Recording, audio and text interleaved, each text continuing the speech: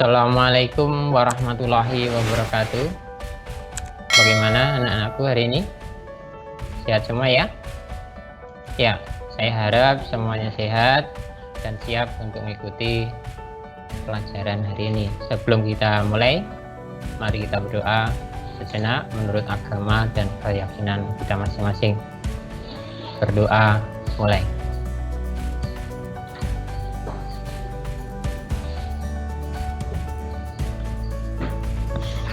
Doa selesai.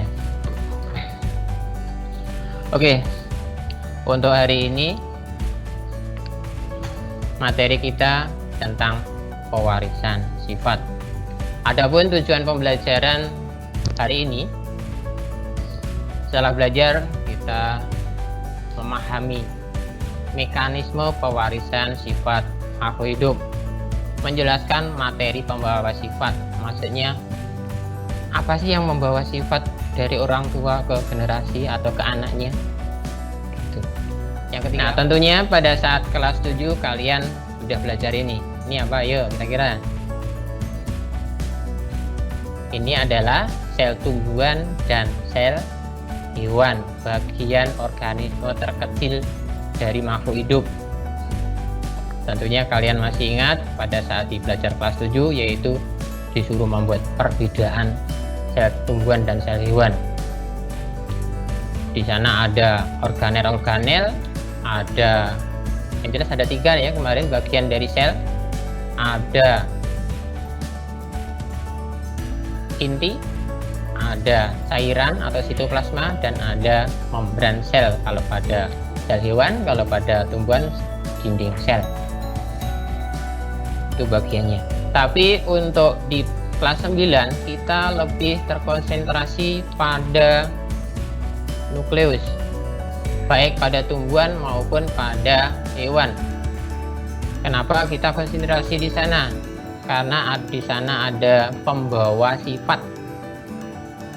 Karena di sana ada pembawa sifat dari makhluk hidup yang diturunkan ke keturunannya. Maka kita konsentrasinya pada nukleus, bahwa di dalam nukleus itu ada yang namanya kromosom. Benang kromosom ini panjang sekali, di dalamnya ada asam amino, di mana di sana yang membawa sifat adalah DNA. Nah, DNA itulah kita pelajari saat ini. Mari kita lanjut lagi. Materi pembawa sifat. Di dalam setiap sel terdapat faktor pembawa sifat, yaitu berupa kromosom. Di dalam kromosom terdapat gen, yaitu yang berupa DNA, deoksiribonukleik asid, jadi asam nukleat. Gen inilah yang penentu sifat yang diturunkan ke keturunannya dari induk menuju ke keturunannya selanjutnya. Benang kromosom. Nah, untuk keberadaan gen itu ada di dalam tubuh kita, baik itu pada sel tubuh maupun sel kelamin. Nah, masing-masing dia mengandung yang namanya kromosom. Di dalam kromosom terdapat benang kromosom yang panjang, di dalamnya ada gen. Di dalam gen itu sendiri ada pembentuk DNA, yaitu terdiri dari gabungan dari adenin, guanin, sitosin, dan tinin. Di dalam sel tubuh, kromosom berpasangan dengan pasangannya yang dikenal dengan diploid atau kromosom homolog. Kemudian kromosom homolog adalah kromosom yang memiliki bentuk, fungsi, komposisi sama, ini yang ada di dalam tubuh. Pembelahannya kemarin secara mitosis. Kemudian di dalam sel kelamin, kromosom tidak berpasangan, dikenal dengan kromosom haploid, di mana pembelahannya secara meiosis, kemarin sudah kita pelajari. Nah, ini gen yang ada di dalam makhluk hidup. Gen kita kalau di dalam tubuh ini ada 46. Kalau dipasang, karena tadi berpasangan, maka pasangannya ada 23. Itu di dalam tubuh. Di dalam sel kelamin separuhnya, kemarin kan kalau yang di tubuh kan diploid, kalau di dalam sel kelamin adalah haploid, maka separuhnya saja. Jumlah gennya ada 23.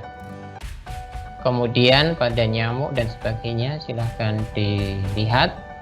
Nah, ini perlu kita ketahui, tapi ini tidak sama ya, meskipun mendekati. Sebagai contoh yaitu nomor 1 dengan nomor 5. Nomor 1 manusia, nomor 5 kera. Meskipun di situ selisih satu pasang atau selisih 2 gen, itu dikatakan tidak sama.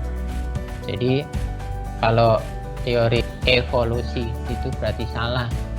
Meskipun terjadi dalam waktu yang lama, manusia bukan berasal dari kera, karena gennya beda. Kalau waktu zamannya dia diterima saja, tapi kan kita sudah bisa membuktikan berarti teori tersebut tumbang. Gen tersimpan di dalam lokus gen. Jadi di dalam ini tempatnya, ini tempat dari gen. Kemudian karena di dalam sel tubuh kromosom berpasangan, maka gen juga berpasangan. Jadi di dalamnya ini ada sepasang alel penentu sifat. Jadi dalam satu pasang ini menentukan satu sifat. Kemudian yang bawah ini ada 3 pasang gen, berarti terdapat 3 alel, 3 pasang alel yang menentukan sifat. Jadi gen itu terletak di dalam lokus, di dalam kromosom itu. Ya, saya kira itu saja untuk kali ini. Selamat belajar. Saya akhiri. Assalamualaikum warahmatullahi wabarakatuh.